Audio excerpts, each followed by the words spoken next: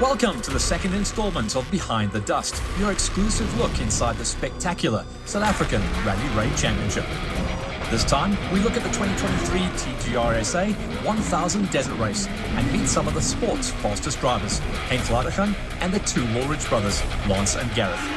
We also visit the Ford boys at their HQ, learn about the sponsor's curse, and dig deep into the classic rivalry of Ford versus Toyota. Stay seated as we share some highs and lows from the crown jewel of the SA RRC calendar, the Desert Race. And we once again take you behind the dust. If you've got the passion to do something, the sky's the limit, and I've got the passion for motorsport, and that's what I wanted to do. My name is Neil Woolridge. I'm the owner and founder of Neil Woolridge Motorsport. We've been in business for over 30 years, designing and building off-road motor vehicles. So my first racing only started when I came out of the army, which is a relatively late age. I became very friendly with a really good friend of mine, Paul Vermaak, and we decided to get into cars together. We started it in an old Beetle, built it ourselves in a garage. We were drafted into the official 1999 Mitsubishi Japanese cross-country team, only for Daimler Chrysler to then buy out Mitsubishi, Ford Motor Company, which was then Samcor. And that was the end of our Dakar dream. Our clothing was made and everything, but because there was the split up, Ford said, listen, they're no longer Mitsubishi agents as such, and do we want to go with Mitsubishi or stay with Ford? And we chose to stay with Ford, and here we are 20 years later, still with Ford Motor Company. We've had an excellent relationship together, built all sorts of things, built cars. Our cars are racing in a lot of different countries all around the world, and it's been a success story all along. For as long as most people can remember, the rally raid scene in South Africa has been a battle between two teams, Toyota and Ford, red versus blue. And coming into 2023, the boys in blue came in with even more vigor. I think our big step forward came in 2011 when Ford in America contacted me and said, listen, we'd like you to design and build a cross-country car based on the Ford Ranger that can compete and be homologated anywhere in the world. They were prepared to fund the design and development. Our T1 Ford Ranger was born. I reached out to Malcolm Wilson at M Sport. We came to an agreement. This is what we see. This is our vision. This is how we'd like to work. This is what we'd like to do. And it would be great if we can get the manufacturer involved with us. That partnership is really starting to bear fruit. We've done a lot of testing together. We've just finished our 4th test together. We've just come back from Morocco, 2 weeks in Morocco. We've got another test in Morocco in another month's time. We're going to be signing some top drivers, which is really exciting. I think watch this space. I can't tell you too much more about all the ins and outs until it's all stamped and official, but certainly some very exciting times for ourselves and for M Sport. NWM, or Neil Woolridge Motorsports, is one of the most respected race outfits in the country. And Neil is fortunate to have two very talented sons as well, both with aspirations to help build a Dakar-winning version of the Ford Ranger, but also to win championships and global races themselves. I'm Lance Woolridge. I've been racing cross-country for 16 years now. I'm Gareth Woolridge, driver for the Ford NWM Castrol cross-country team.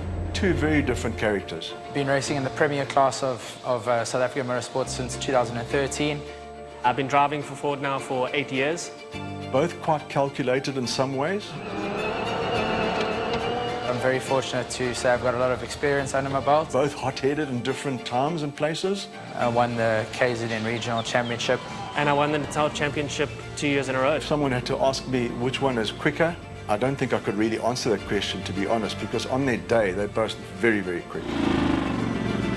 As quick as anyone else that I've ever seen drive. Our whole family has been involved, as I think most people know. My grandfather started and my dad followed in his footsteps. Gareth and I rode almost every day. As soon as we were finished homework, we used to ride around the farm together. We always wanted to miss school on a Friday to be able to go to the races. To see them grow up and to be able to do it, and me to be there in a different role, you know, being a team manager, part of the design of the cars, and see them grow. Building the cars is equally as enjoyable for me as racing them, and I think that sort of kick-started my passion for mechanics. We work hard in the business, and we're very lucky to be able to work together, myself, Gareth and Dad. But for every question that Ford asks, Toyota normally has an answer, and more often than not, that answer comes in the form of Henk Ladergan. My name is Henk Ladergan. I'm the 3-time national champion in cross-country racing in South Africa. Did a few races overseas, was racing in the WRC for 2 rounds, started off-road racing and cross-country racing. Funny enough with the Ford team. I started racing when I was 15 years old in a Toyota Tazz, so it's come full circle. It comes from the family. My mom was a fast driver. My dad also did some racing when he was younger, and I grew up around the racetrack. Pictures of me when I was 2 years old running around the pits. I didn't do karting like most young racing drivers do.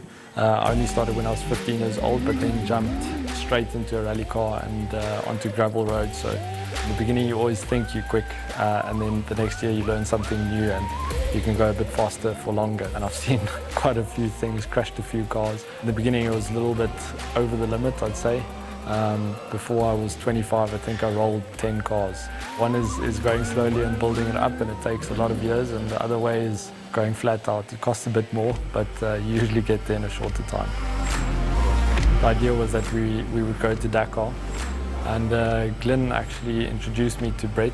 Brett comes out of motorbike, where his background is motorbike racing. He's done multiple national championships, he's done 2 Dakars.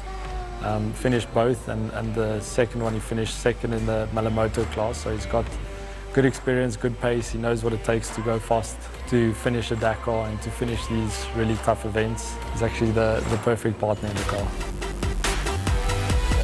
The Fords have always been there. The last year or so they've really picked up the pace. They're doing a very good job on their side.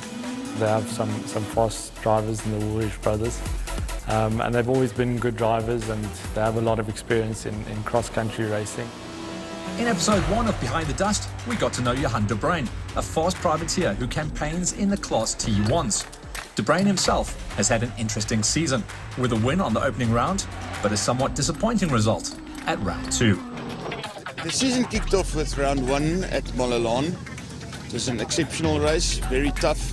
After that we went to Eston for round 2, more of the same, also very tough.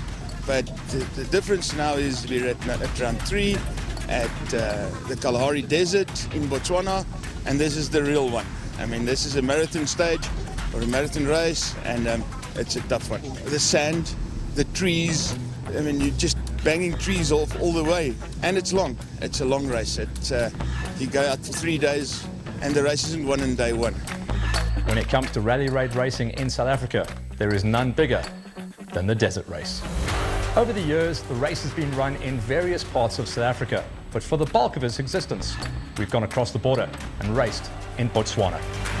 It's become not only the biggest motorsport event on the African continent, but also the biggest sporting event in Botswana, pulling in crowds of well over 250,000 every single time we go across the border to unleash these amazing cars.